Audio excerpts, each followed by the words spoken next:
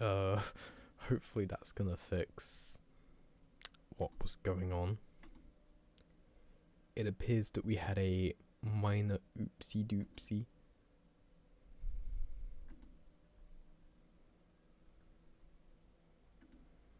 Ooh.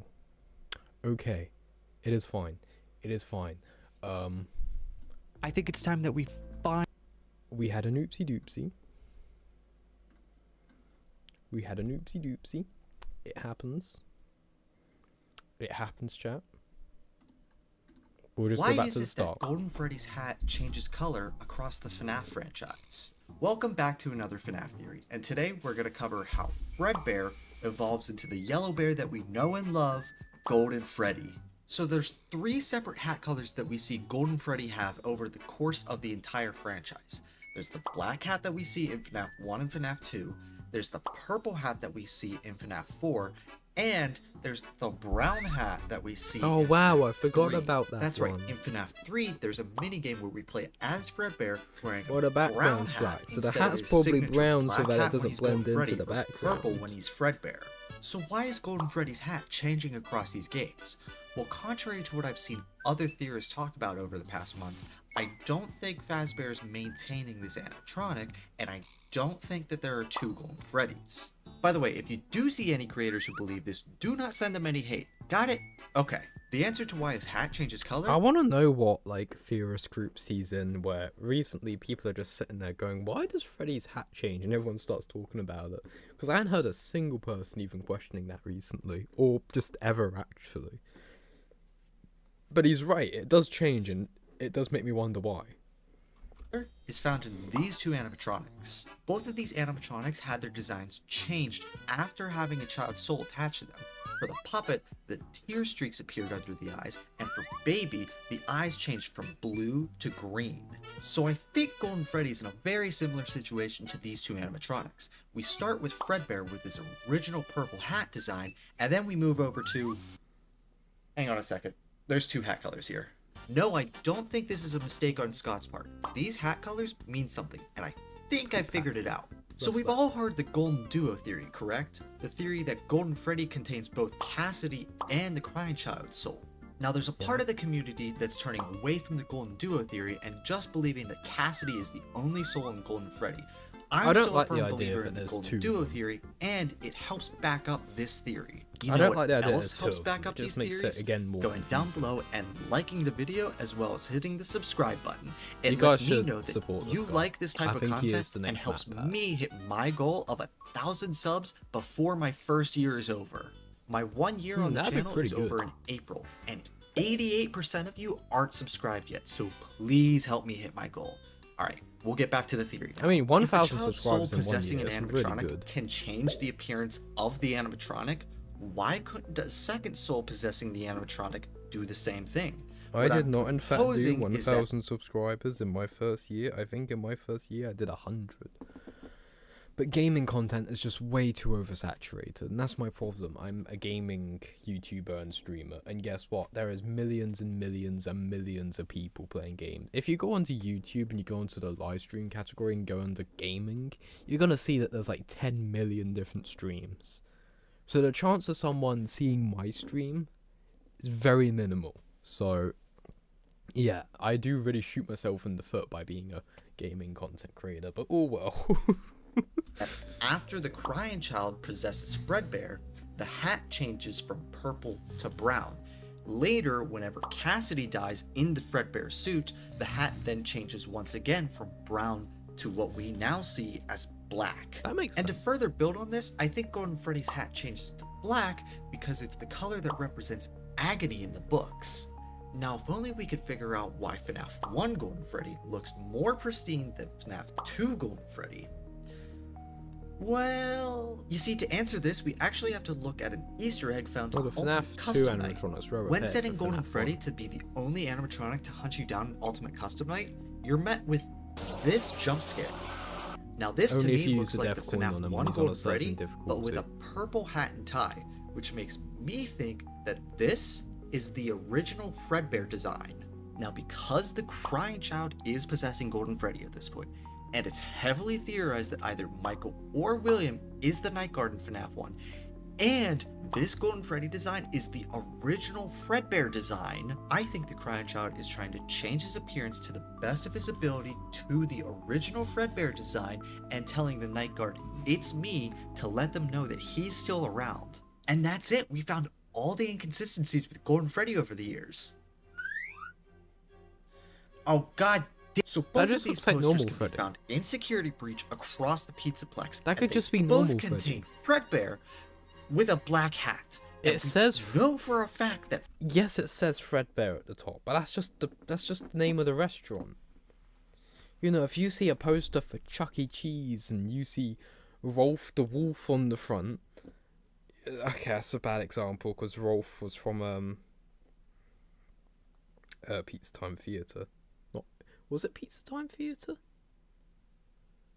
The other company that merged with Chuck E. Cheese in the 80s. It's really confusing. Let me try that again. If you see a poster for Chuck E. Cheese and it's got Munch on the front of it, that's not going to make you think that, oh, that must be Chucky, because it's his name on the poster. No, Fredbear's could just be the name of the restaurant. The thing is that we've always known Golden Freddy, a bit in the name, as he's golden. This is clearly a brown bear. So, that could just be normal Freddy. Fredbear should have a purple hat. So what's happening? Well, Fazbear seems to be doing the one thing that they're actually good at, and it's not taking care of kids. It's covering up things in the past. We've known for quite some time that Fazbear likes covering things up to make themselves look better to the public, but I didn't realize to what degree that they're willing to do this to. We have some pretty obvious examples of this, like how they paid an indie developer to make games to badmouth their own company in order to make them look better into the public eye when they eventually come out with Help Wanted 1 that says that the indie developer went rogue. But then we have some lesser known instances of this, like how the theory community believes that the deaths of Charlie, the Crying Child, and Elizabeth were all covered up. And then I found the piece of evidence that I was looking for. This picture of the puppet from the Survival Guidebook. The Survival Guidebook is supposed to be... I don't believe the idea that those 3 deaths were covered up, because a lot of FNAF media recently has been trying to hint at... One constant theme that I keep noticing is something happening publicly. And although that could just mean the bite of 87 happened publicly, it would make more sense if it was, you know, the bodies were found by police or whatever. So, the idea that they covered it up, not so sure on that. But otherwise, yeah, you're onto something. Of Freddy Fazbear's Pizza merchandise in the world of FNAF. And yet, it depicts the puppet with the tears, even though it was originally designed without them. So Fazbear Entertainment seems to be doing one of two things. Well, they're either going back to the old merch and changing what the animatronics look like in the old merch to match what they look like when a spirit possesses them, or they're going to new merch and they're flooding the market with this new merch in order to make people forget what the animatronic originally looked like. So it seems like Fazbear Entertainment wants to have some of their animatronics have a sort of Mandela effect. The effect that people remember things differently than it actually was in the past. Like Curious George having a tail or not, or Bernstein versus Bernstein Bears, or Pikachu having a black tip on his tail, or Fruit of the Loom having an actual loom in the picture. But why go through all that effort just to change the Pikachu one is a bit of a lie, actually, because Pikachu in some fan art, or not fan art, like official art by Nintendo did actually have the black tail. So it's people are like, oh, you're remembering it wrong because he doesn't have a black tail. Look, and shows a picture of Pikachu with the brown bit on his tail, but no, at one point he did have black on the tail. So that one doesn't really work. But the rest of them, yeah, they're good examples of the Mandela effect. Color of a hat of an animatronic that's not even around anymore. Well, the obvious answer is that they're going back and changing all of their history to make themselves look better in the public eye. But do you think that they have an ulterior motive? No, seriously, I'm asking you.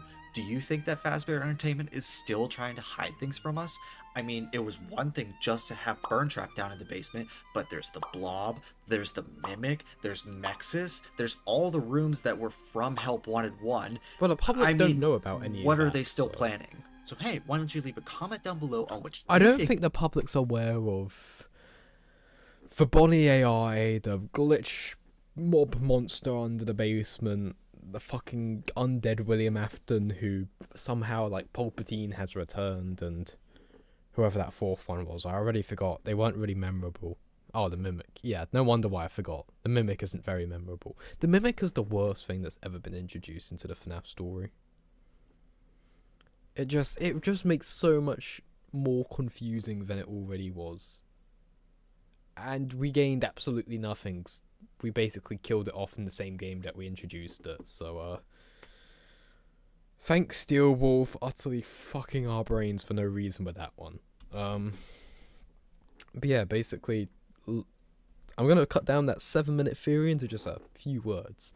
The hat changes color because when people possess the Golden Freddy animatronic, it changes the color to show that. Similar to how the puppet grows tears and baby's eye color changes.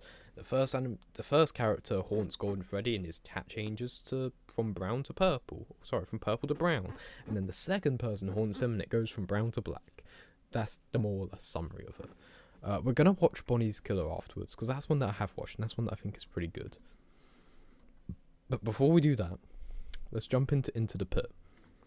Because I want to see if I was supposed to jump into the ball pit. And if that's what I was meant to do, I'm going to be mad. I'm going to be quite enraged.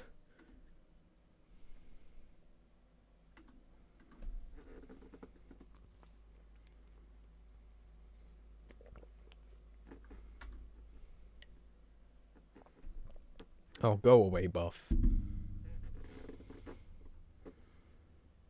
I don't know why it's capturing Buff. It shouldn't. I'd not on display capture.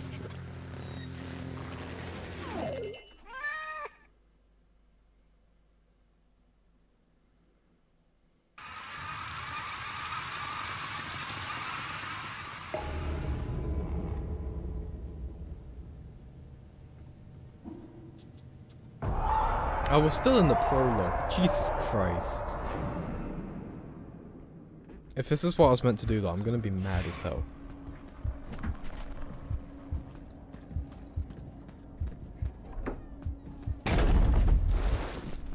Oh, right, I was supposed to go over here. Sorry, I remember where I am now.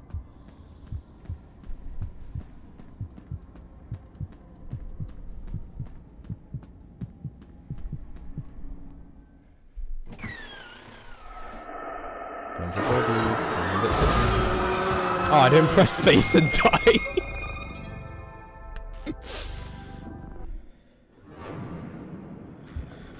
My bad. Let's try that again. I forgot that I'm supposed to hit space. I pressed E instead of space. It was a goofy mistake. Let's try this again.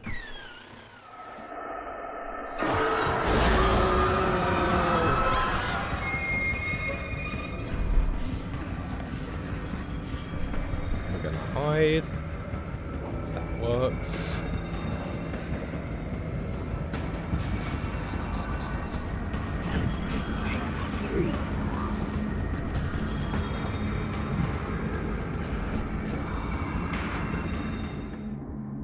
Gotta wait for him to leave.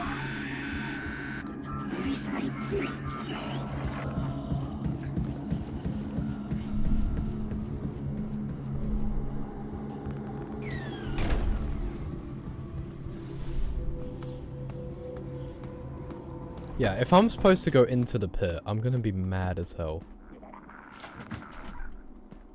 I'm not supposed to go into the pit. The door is locked. So I was lied to. I was lied to. I wasn't supposed to go back into the pit. Okay.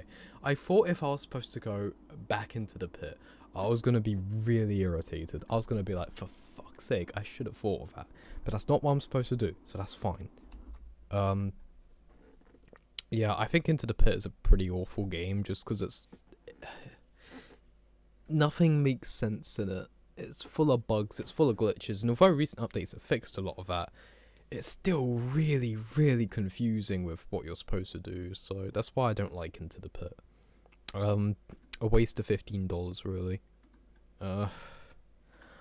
I could refund it, I guess, and get my $15 back, but I might eventually play it. I don't know. But no, I don't like the game. I don't think it's that good. But people like it, so if I talk shit about it, then I'm just in the wrong. But anyway, we'll ignore that. We're gonna watch this video by Terminal Error again. I'm not subscribed to him on this account. You guys should also do that. Subscribe to him. I was only subscribed on the Davies Toys channel. We're going to watch this video, and then I'm gonna wrap up the stream, just because I've been live for 2 hours. It's gone midnight now. I don't want to be live at 2 a.m. basically, so. I think it's time that we finally close this case. Who is Bonnie's true killer? Welcome back to another FNAF theory, and today we're revisiting my very first theory on the channel. Who is Bonnie's killer? That might be. Now, why am I going back and revisiting the very first theory I've done on this channel? It's possible. Well, I got it really wrong. Don't remember which book I had a lot of fun making that first theory, and all the evidence that I found still feels really solid, but the conclusion falls very flat. I mean, come on. I pinned the entire thing on a singular Mopbot. Mopbot, who's tired of cleaning up the messes, attacks Bonnie. So I think it's time we prove old Mopbot's innocence and find out who Bonnie's true killer actually was. I don't know if it's and the no, version I watched. don't think Monty did it. I still think he's innocent. So let's reopen this case and find out who truly took out Bonnie. Let's start with the evidence that we find at the crime scene.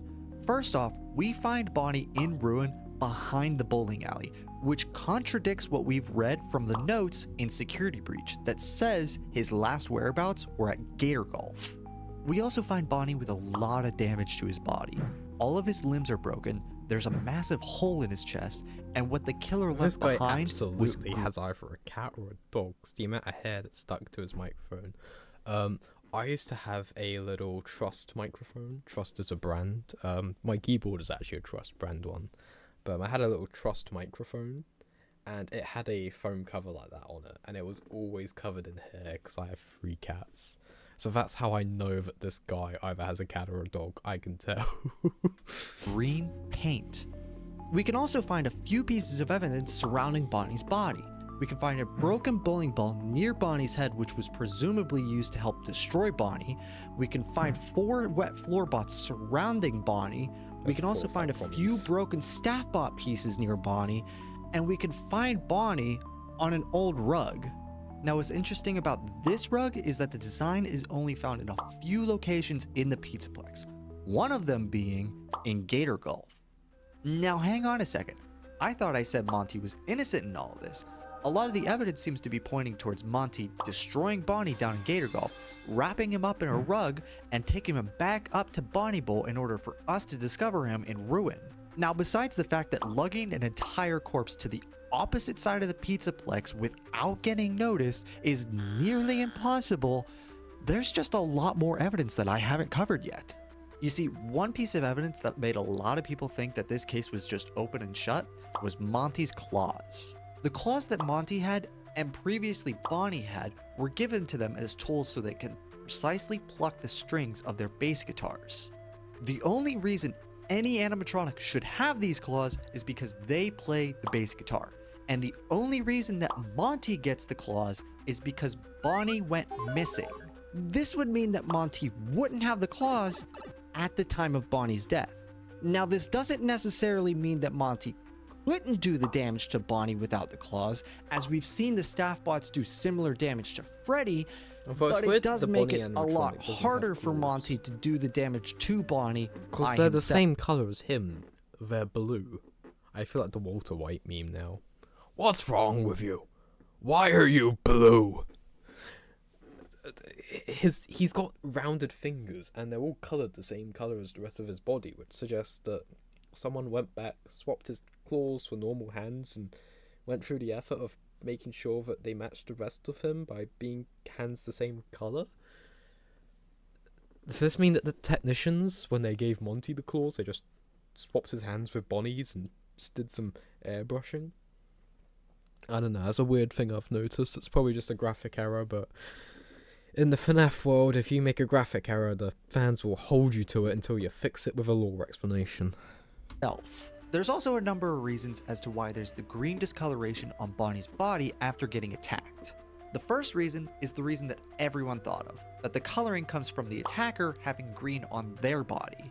The second reason, while I think is less likely, could still be true. Bonnie's original jumpsuit color could have been green, meaning that the attacker could have chipped away at that first layer of paint, revealing the original green coloring. The third reason, which is something that I brought up in my last video about this. Before we say this, I just want to say it could just be that he's blue. Because he's been rotting and rusting away, his material is just warped and discolored into a green. I'm just saying. This was the Monty Mystery Mix, which is a bright green color that matches Monty's skin color. And do you know where you can find the Mystery Mix in Security Breach? It's found in Bonnie Bowl. Why is something that's Monty themed and pizza flavored found in Bonnie Bowl? The notes that we can find say that Chica can't control herself around the mystery mix, which is why it eventually gets recalled. But if it's getting recalled, why not throw it out? Why are you keeping it in Bonnie Bowl? I'm gonna take this off. All these notes that we can find around Security Breach about Bonnie going missing, Monty replacing Bonnie, Chica in the mystery mix, and whatever else that we can find, led me to believe that it was somebody in the company who did this to Bonnie. Before we continue with our suspects, I just wanted to remind you guys to hit the subscribe button down below so you get to see more of my content in the future. Really cool. Over 97% of people who watch my videos aren't subscribed. So hey, give it a shot. Hey, hold on, that last video was 98. Really helps out the channel, and if you don't like it, you can undo it later. At the time of making the first video, I only had a handful of suspects that I could choose from that work at Fazbear Entertainment. We had the main band of Freddy, Roxy, Chica, and Monty. We have the daycare attendant, we have Vanny, and if you really want to include them, we have Burntrap. The most promising suspect out of all of them seemed to be Vanny. She had the intelligence in order to frame Monty for the crime in case somebody actually found the body. My theory she also was had the staff bots.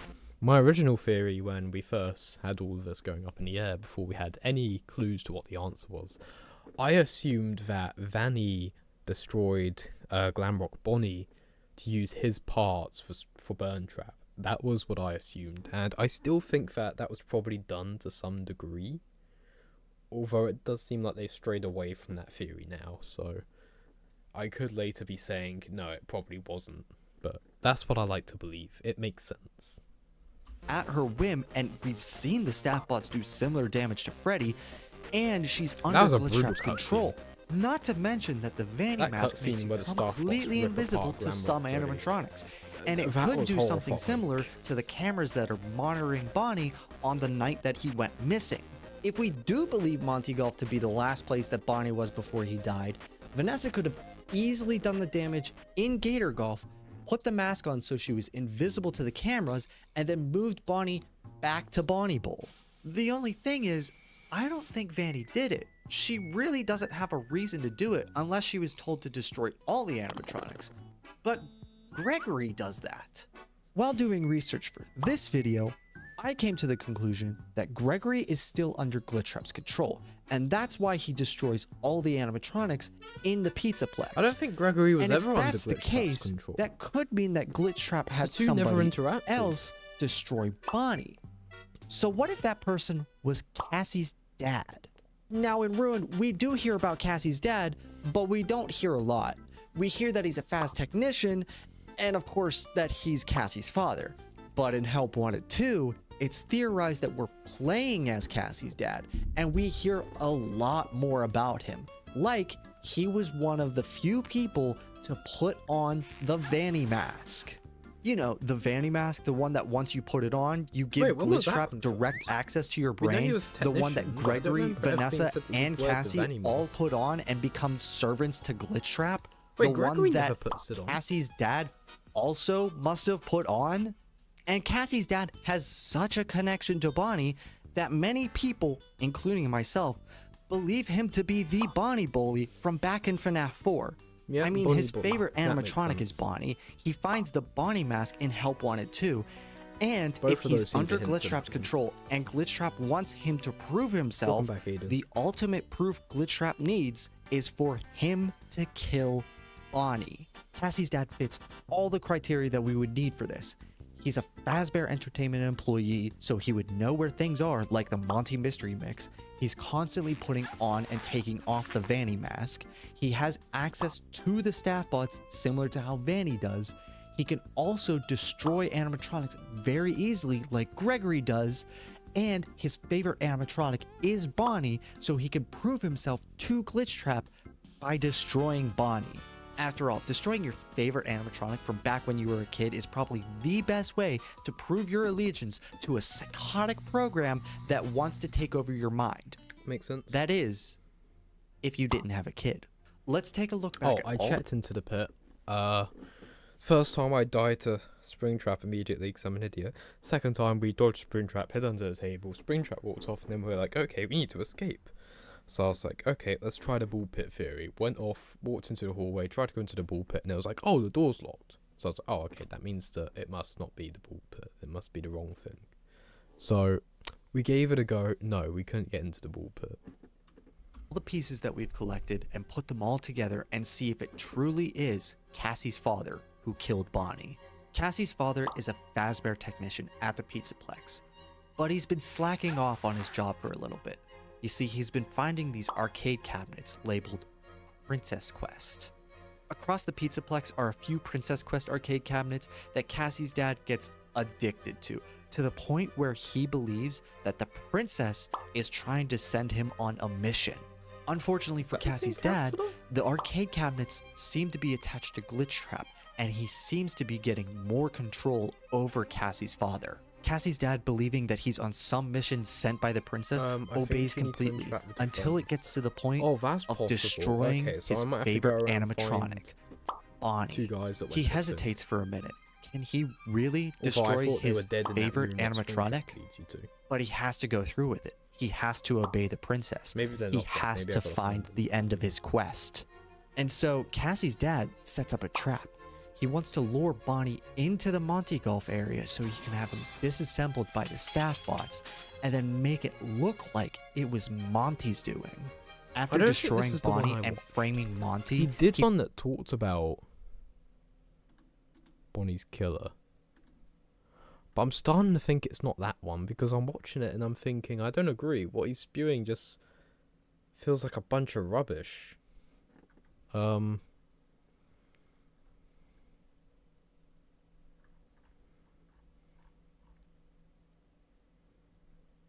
This might be the one I watched. Hello everyone, welcome back to Five Nights at Freddy's Security Brief. All the other detectives assigned to this case all seem to unanimously agree that this case is pretty open and shut. But I feel like we missed something crucial. When Bonnie with the Monty uniquely capable of playing, we found of the crime, all the declaration what I thought y'all stop good for the I don't know. And Monty may even become more popular. One else. The Mopbots would have the easiest access to the wet floor signs since they are the ones to put them out. I think this is the one I watched. I think what happened is Bonnie left a mess for Mopbot one too many times. This time, it was the Monty Mystery Mix. I don't know. Bonnie... I don't know. But the point is, this guy, he's been making some really good videos recently. I think the best one is this one, Why Phone Guy's Death Matters. It's a pretty late stream now, so I don't want to, I know that when you go back out of the pit, Dad gets possessed by Spring Bonnie. Yeah, that got shown in, what's it called? The animated one we watched by Youth Troop. You should play Pizza Simulife. I might. I haven't played it in forever. I think I played it once, but I was too much of a pussy to accept any animatronics, so I just got like the pacifist route. I might go back and play it. I'll have to make a video on it eventually, so yeah, I'll probably go back to it. But this phone guy one, this is my favorite theory of his. Happy birthday, dear Susie. Happy birthday to you.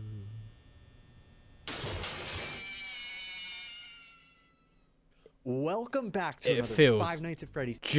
It feels just like a Game Theory video with that intro. It feels like right after that scene with Chica smashing the cupcake, you should get the do. I'm not gonna watch this video with you guys, just because, holy God, it's 15 minutes long. Screw it. We'll watch it. And today we take a But look then that's back it. I'm gonna wrap up the stream. at the week before. For those of you who don't know what the week before is, it's a choose-your-own-adventure style book that takes Yeah, this place is the book the the week guy earlier was before talking the about. events of FNAF I 1. think. And unlike most other books in this franchise, know. this book I might be is wrong, actually actually. confirmed to be canon to the games.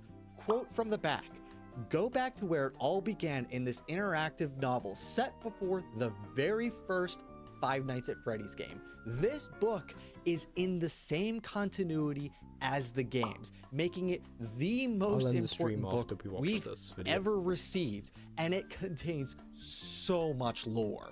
Not only does it try and pinpoint the exact date of when FNAF 1 takes place, it also tries to tell us who might have caused the bite of 87 after all these years, along with completely redefining what its meme means after all these years as well. And we even get the actual name of Phone Guy. So let's finally stop calling Love this that. guy Phone Guy after all these years, Am I and streaming finally tomorrow? give him the Maybe. name It that he depends if deserves. I've got anything to stream. Ralph. If not, I might just spend it editing. You know, you don't look like a Ralph to me. I kind of miss Phone Guy. So what exactly are we going to be talking about from the week before? Well, I think it's going to be really important to go through this book many times because it's going to give us a lot of I love answers that to you've a got lot of technically theories that Bushy we've in the had, both background. I love proving that. and disproving a lot of things that the community has been talking about for a long time now. But I think it's also very important to try and figure out what the book itself is trying to tell us with Ralph's story specifically, because there's a lot of just weird little details that are sprinkled in throughout I this like book. that the book cover is Take, for 3D. instance, Ralph's memory. You can see that Ralph the layers has where the it's been worst printed. memory I have ever seen. like the It's worse than animatronic being my further memory. forward Heck, in the it might even background. be worse than the Ice King from Adventure Time. What memories? I'm like a goldfish over here. In what way exactly? Huh? Oh, hey, Jake. Where am I? Alright, maybe he doesn't have that bad of a memory, but he does have a bad memory. He's saying things at the beginning of the book that are completely contradictory to things that he says by the end of the book. And there are things like Fazbear Entertainment's start date that he tries to remember, but just can't remember for the life of him. Quite literally. Ralph is supposed to be like Fazbear Entertainment's #1 fan with how much he loves the company even whenever they're being thrown into hot water. So the fact that he doesn't know something like when they started is quite interesting, especially whenever he brings up the number that a lot of us have been pointing to, 1983, the one that is on this coin that I use a lot in my videos. And he even thinks that number whenever he's trying to come up with the year that they started, but it doesn't ring a bell for him, which is really interesting. I didn't understand why Ralph couldn't remember anything, but I figured that maybe the canon ending of the book would have given me answers. The canon ending being the one where Ralph records the Night 4 phone call for us and then dies. But as I was reading this book, I couldn't find this ending. I knew if Ralph was the phone guy, we'd find an ending where he's leaving the Night 4 phone call. But on my first read through, I couldn't find it. I found a ton of other endings. One where Ralph dies from mixing chemicals, one where Bro, I'm Mr. sorry, but I Cupcake might go gets to another him, stream. a But ton yeah, that's where fair. Go Foxy ahead and gets do him, that. but I'm not gonna none be where upset he's about that. leaving the Night 4 phone call. If you want to go That watch is something else, you do. until you hear from a character named Bronwyn. Bronwyn was investigating the Freddy's location and figured out that the animatronics are planning on leaving the restaurant after night 6. Ralph then realizes that he is the only one who can stop these animatronics from leaving the pizzeria because, of course, Bronwyn died before she could stop the animatronics. So Ralph goes back to the pizzeria one last night in order to stop the animatronics, his 6th night at this point. And he manages to stop the animatronics and then later dies to Golden Freddy without leaving the Night 4 phone call. Wait a second. I thought you said this was supposed to be the canon ending. Why the heck didn't he leave that phone call? yes, I did say that this was going to get us to the night 4 phone call, but it's not directly from this ending. In fact, from this ending, you only get the bonus item that's been kind of teased throughout the book, giving you ideas of where you can make other decisions. It reminds me of MatPat videos. And now you have the ability to use it, but you have to start back from the beginning of the book. That means that in order for us to get the canon ending to this book, the one that gives us the same ending that we hear in FNAF 1, Ralph has to die first. And no, I'm not kidding. You have to get to this ending in the book in order for you to get to the canon ending that we know of. This is the only way that you're able to obtain this item specifically. Quote, now that you have the mobile phone bonus item, empty your inventory of everything but the phone, then turn to page 2 and start over for a brand new adventure. Ralph is forced to die first before he is able to get to the ending that we know happens in the games. I don't know how canon that would be. Crazy, right? I mean, that would mean that the message that we're hearing in FNAF 1 is from Ralph's perspective after he's already died. Not that he's dying in the phone call, but that he's already died and he's reliving that week once again. That puts so much into question about what I know about this book. Like, does Ralph even have a daughter? Is Dave an important character? Yes. Is Ralph even alive at all in this book? I don't know. I didn't kill him. That question helped me I'm figure an out character. What this book was trying to tell us. Ralph might only be alive for one of these endings, the one where he gets the bonus item. Every other ending is Ralph reliving this week over and over and over again. Ralph is dead for the most part of this book, but he's trying to get his happiest day. Spirits in this series seem to only be able to move on to the afterlife if they remember their life. If they don't remember how they died or don't remember who they are or anything like that, they can't move on. And Ralph definitely seems to fit this bill, because at the beginning of the book, he's saying things that are completely contradictory to things at the end of the book. And I'm going to leave you on that. I'm going to leave you on that cliffhanger. But this guy, Terminal Error, I think he is going to be one of the next big theorists.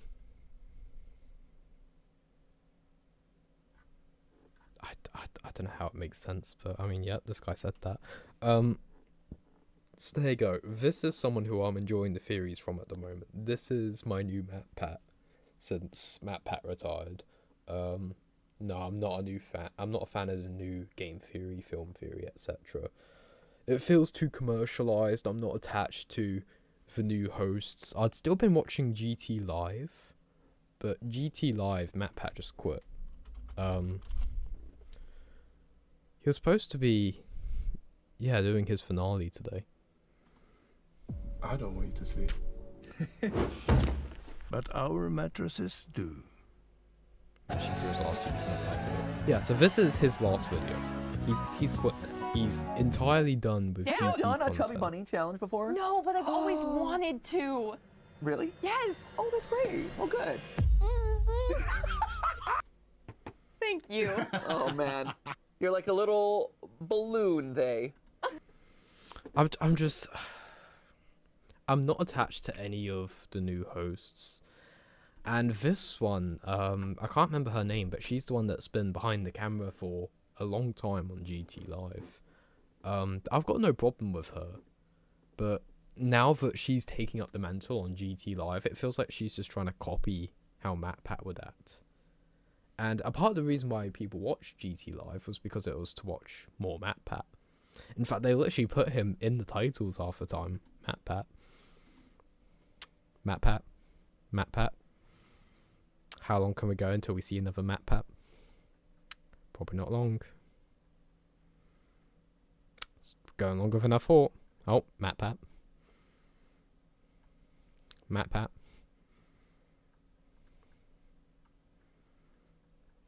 He's in the thumbnail there. But a large part of GT Live was just watching MatPat play games. MatPat in the thumbnail as well. MatPat in the thumbnail as well. So, putting Ash, I think is her name actually, Ash.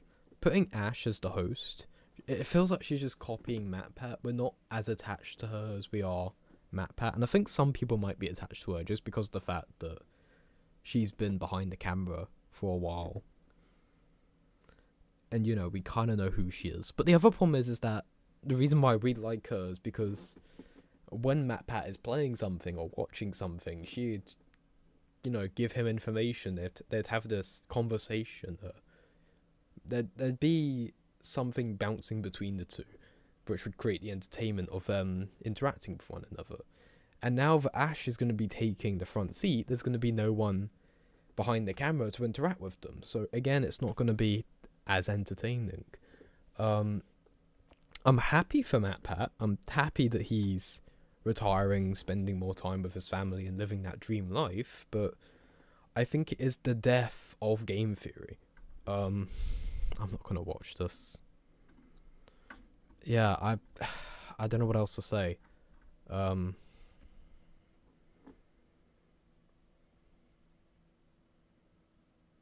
I made Mr. Beast lunch late at home. Why would you do that to yourself? But yeah, that's everything I pretty much got to talk about today. I've streamed a lot today, so I'm gonna wrap this up here.